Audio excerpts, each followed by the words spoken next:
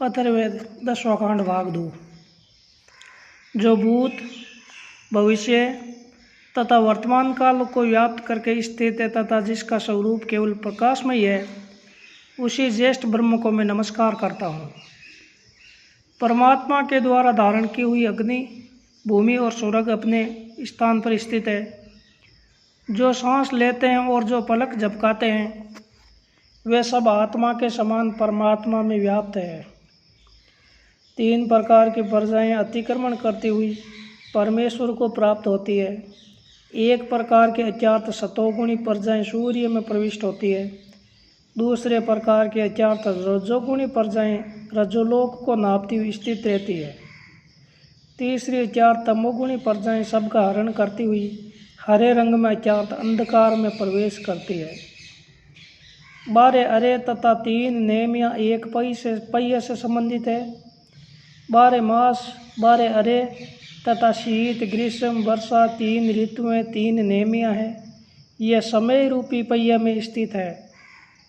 इस बात को कौन जानता है? अज्ञात कोई नहीं जानता। उस पहिए में 360 खूंटियाँ तथा इतनी ही कीलें लगाई गई है जो स्थिर है। वर्ष के दिन और रात ही खूंटियाँ और कीलें हैं। हे सविता देव, तुम ये जानो कि ये एक से एक बने हुए 6 जोड़े हैं। इनमें से जो एकाएक से बने जोड़े हैं, वे उसमें समाहित होना चाहते हैं। तात्पर्य 2-2 मासों वाली ऋतुओं के वर्ष अथवा काल में समाहित होने से है। प्रकट होने वाला एवं संचार करने वाला महत्व पद गुफा में है।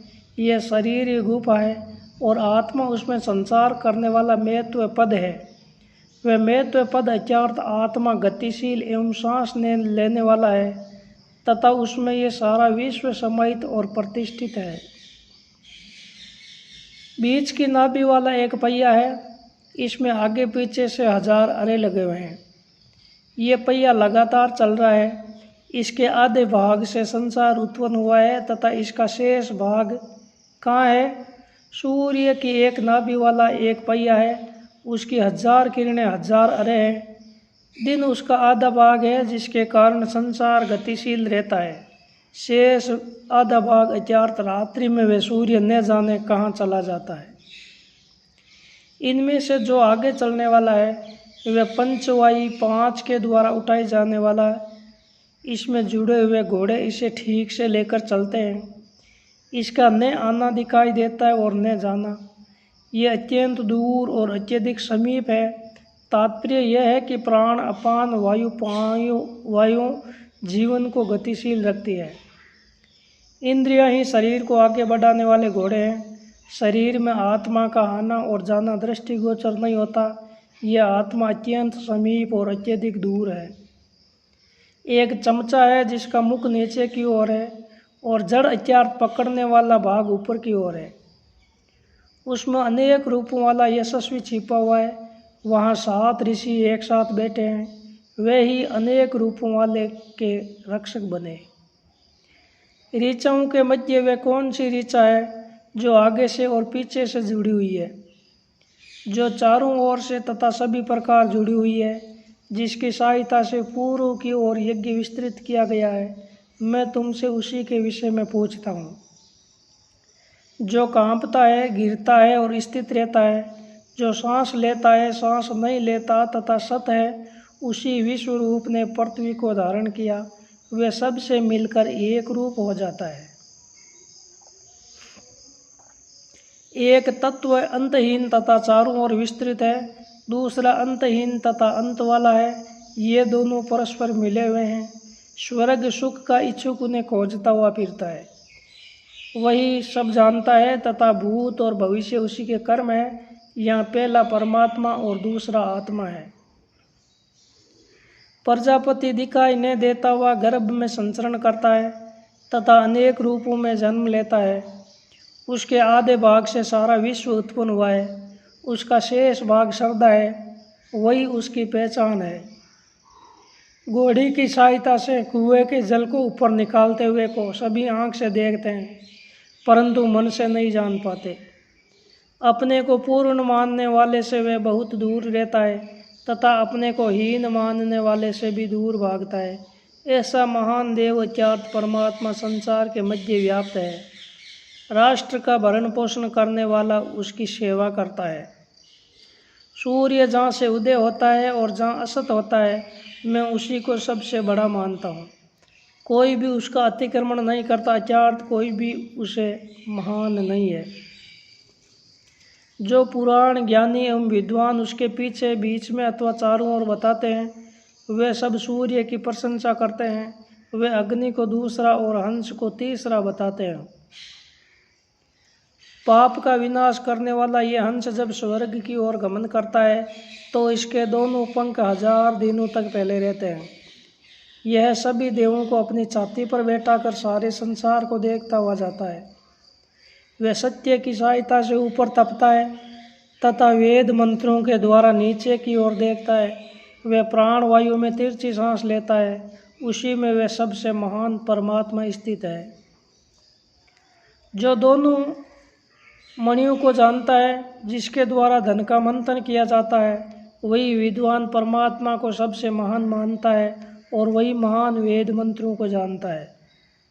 सबसे पहले चरणहीन आत्मा उत्पन्न हुआ। उसने आगे चल कर के आनंद को अपने में पूर्ण किया। उसने 4 चरणों वाला अर्थात धर्म, अर्थ, काम, मोक्ष चतुर्वर्ग बन करके समस्त भोजन को स्वीकार किया, अर्थात सारे भोग भोगे। पहले जो भोग्य अर्थात भोजन करने वाला उत्पन्न हुआ, इसके पश्चात उसने बहुत सा अन्न खाया। वही सनातन एवं श्रेष्ठ देव की उपासना करता है। वही भोग्य हुआ और अधिक मात्रा में अन्न खाने लगा। जो सनातन एवं सर्वश्रेष्ठ देव परमात्मा की उपासना करता है, इस सूर्य को सनातन कहा गया है। वे आज भी पुनः नवीन है। उसी परमात्मा से दिन और रात उत्पन्न होते हैं, जो एक दूसरे से भिन्न रूप वाले हैं। 100, 1000, 10,000, 1 अरब एवं अनगिनती दिवस इसी सूर्य में व्याप्त है। वे दिवस इसके देखते ही आघात करते हैं। इसी कारण ये देव अर्थात सूर्य इस विश्व को प्रकाशित करता है। आत्म तत्व एक है। ये बाल से भी सूक्ष्म होने के कारण दिखाई नहीं देता। इस आत्मा का आलिंगन करने वाला देवता अर्थात परमात्मा मुझे प्रिय है। यह कल्याणकारी आत्मा वर्धावस्था से रहित है तथा मरणशील और शरीर रूपी घर में रहकर भी अमर है। जिस आत्मा के लिए शरीर का निर्माण हुआ है, वह इसमें शयन करती है। वह शरीर ही वृद्ध होता है। हे आत्मा, तू स्त्री है, तू ही पुरुष है, तू ही कुमार है और तू ही कुमारी है। वृद्ध होने पर तू ही डंडे के सहारे चलता है तथा तू ही उत्पन्न होने पर सभी और मुख वाला बनता है। इन समस्त जीवों में पिता और पुत्र के रूप में एवं बड़े और छोटे के रूप में एक ही देव में जो मन में प्रविष्ट है, वह सबसे पहले उत्पन्न हुआ था, वही गर्भ में स्थित होता है। पूर्ण अर्थात परमात्मा से ही पूर्ण अर्थात समस्त विश्व अलग होता है, अर्थात जन्म लेता है।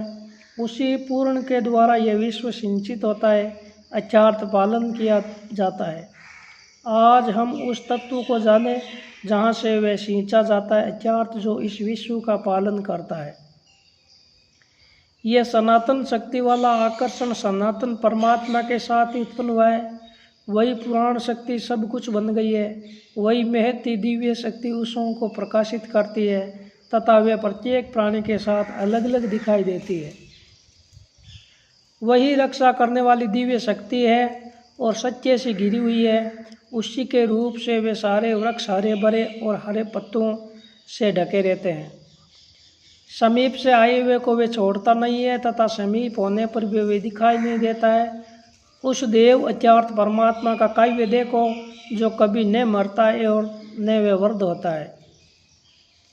वह परमात्मा अपूर्व है, अर्थात उससे पहले कोई नहीं था। उसने ही इन वाणियों को प्रेरित किया जो वास्तविकता का वर्णन करती है। वर्णन करती हुई वाणियाँ जहाँ पहुँचती है, उसी को महान ब्राह्मण अर्थात वेद मंत्रों का समूह कहा गया है।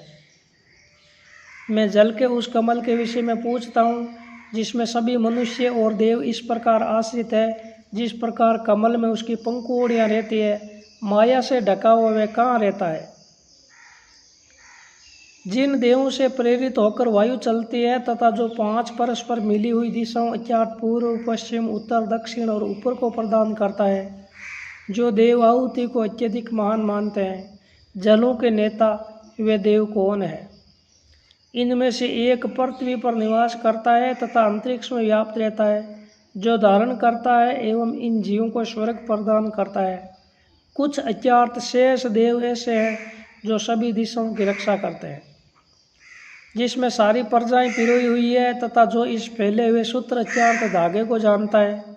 संसार रूपी विस्तृत सूत्र के कारण बने हुए सूत्र अज्ञात परमात्मा को जो जानता है, वही महान ब्रह्मा को जानता है, अथवा वही विशाल वेद मंत्रों का ज्ञाता है। मैं उस विस्तृत धागे अज्ञात परमात्मा को जानता हूँ, जिसमें यह सारी प्रजाएं पिरोई हुई है। मैं इस संसार रूपी विस्तृत सूत्र के मूल कारण को जानता हूँ, जो महान ब्रह्म अथवा विशाल वेद मंत्रों का समूह है। इस संसार को जलाने वाली अग्नि ज्वाला और पृथ्वी के मध्य आती है, वही पोषण करने वाली देवियाँ निवास करती है। उस समय माता ऋष्वा अर्थात वायु कहाँ रहती है? उस समय वायु जलों में प्रविष्ट थी तथा देवगण भी जलों में प्रवेश किए हुए थे।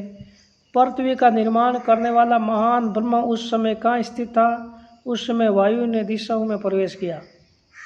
जो साम मंत्रों के द्वारा परमात्मा को जानने वाले हैं, उन्होंने अंत में गायत्री रूप अमृत में प्रवेश किया।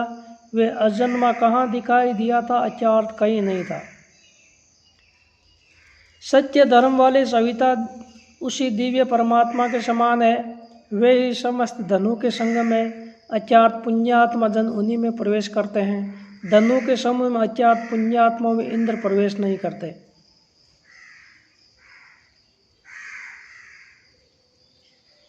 नौ द्वारों वाला कमल तीनों अर्थात रजोगुण, तमोगुण और सत्वगुण से घिरा हुआ है।